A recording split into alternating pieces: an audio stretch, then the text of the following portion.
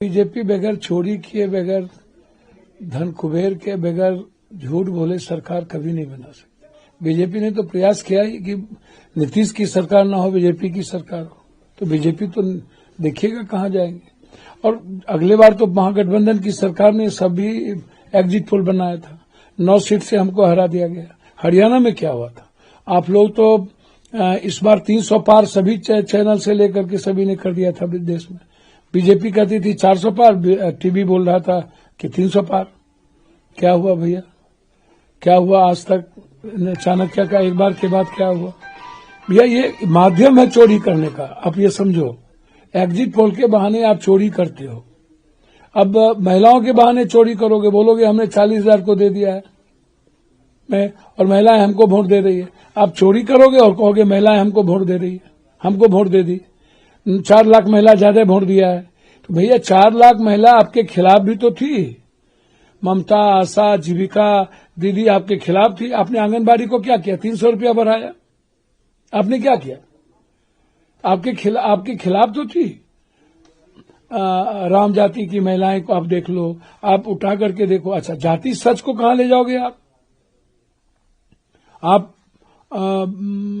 मुस्लिम महिला को देखो, यादव के महिलाओं को देखो, शर्मा, ततमा, गोरी, निषाद, मला की महिलाओं को देखो। इस बार तो गोरी, निषाद, मला, ततमा, शर्मा, पान सभी समाज के लोग इंडिया गठबंधन के पक्ष में, चाहे वो 40% हो, 30% हो, चाहे कोई 50 है, कोई 80 भी है।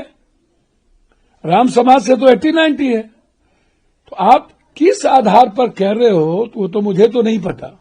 और उसके बाद जीएनजी यूथ में 79-80 के लगभग परसेंटेज जो यूथ है वो बदलाव चाहते थे। वो बिल्कुल बीपीएससी, एसएससी जो हमारे नेता लगातार लड़ रहे हैं, या जो अत्यंत पिछड़ी जाति की बात हो रही है, अब देखना कल आपको पता चलेगा कि हम कहां हैं और कहां नहीं है। तो जब बात कर रहे हैं तो मैं आज की ही बात कर रहा हूं कि अब कुछ तो आज हम माने कि आप लोगों की सरकार बन रही है, इंडिया गठबंधन की सरकार बन रही है, इसके लिए पप्पू यादव जी आश्वस्त है। देखिए, मैं आश्वस्त हूं या न हूं, आज अभी मैं आपसे मुलाकात के बाद तो शुरू हो जाएगी। तो आप इसको देखिए, मैं अगले बार भी 1:30 बजे रात तक काउंटिंग ये लोग ले गए। और फिर मैं कह रहा हूं कि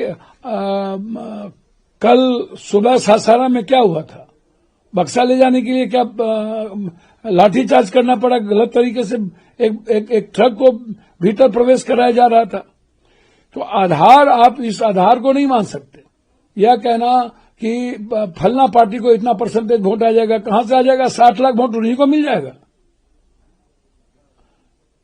तो बिल्कुल एकदम आप इसको समझ लीजिए कि गलत तरीके से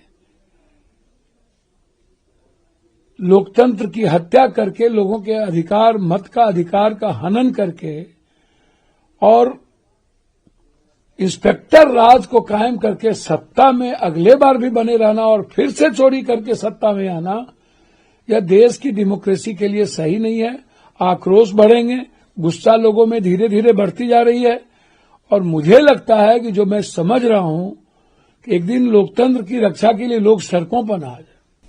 आखिरी और महत्वपूर्ण सवाल सर, आप जो कह रहे हैं इसका मतलब ये लग रहा है कि आपको एक प्रशासन कहीं ना कहीं जो है गड़बड़ियों के आप आरोप लगा रहे हैं और ये भी मान रहे हैं कि सरकार नहीं बनेगी। अच्छा अमित भाई, कैसे 160-65 की बात करते हैं? हम ये तो मान ही नहीं रहे सरकार नहीं बने। अगले बार तो आप हमको 9 वोट से हरा दिए ना भाई, तो 9 सीट से, ये तो दिख ही रहा है।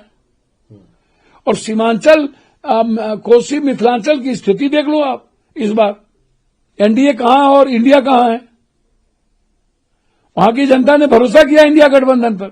आप किस आधार पर चुनाव जीतोगे भाई? फर्स्ट पोलिंग में 0.3 पॉइंट वोटिंग कम हुई और सेकेंड पोलिंग में 9% वोटिंग ज्यादा हुई, और उसके आधार को आप मान रहे हो महिला? तो कौन कर रहा है? महिला में किशनगंज भी है, अररिया भी है, पूर्णिया भी है, कटिहार भी है, सभी जगह है। और जो ये इलाका है लगभग अत्यंत पिछड़ी जाति, ओबीसी और माइनॉरिटीज का इलाका है। तो मुझे तो भरोसा है कि जनता ने हमें मैंडेट दिया है बदलाव के लिए। अब जनता के अधिकार को ही खत्म कर दे और अमित शाह जी की पुर्जी ही चल जाए, तो ये तो मैं कुछ नहीं कह सकता हूं। लगभग चैनल सट्टा बाजारों किसी हाथ से खेलते रहे, या बीजेपी ने सब लगभग एग्जिट पोल वाले लोग जो बैठ करके जो सोशल मीडिया वाले बीजेपी के माल लेकर के भगभग करते रहते हैं, ये तो मैं कुछ नहीं कह सकता। आप आश्वस्त हैं कि अगर जनता, मैं आश्वस्त इस बात को लेकर हूं कि जनता में गुस्सा थी, आक्रोश था और वो बदलाव चाहते थे। और जीएनजी जो न्यू जनरेशन है, यूथ है, किसी भी जात का वो बदलाव चाहते थे राज हो रहा है। और मुझे लग रहा है कि आज होना चाहिए।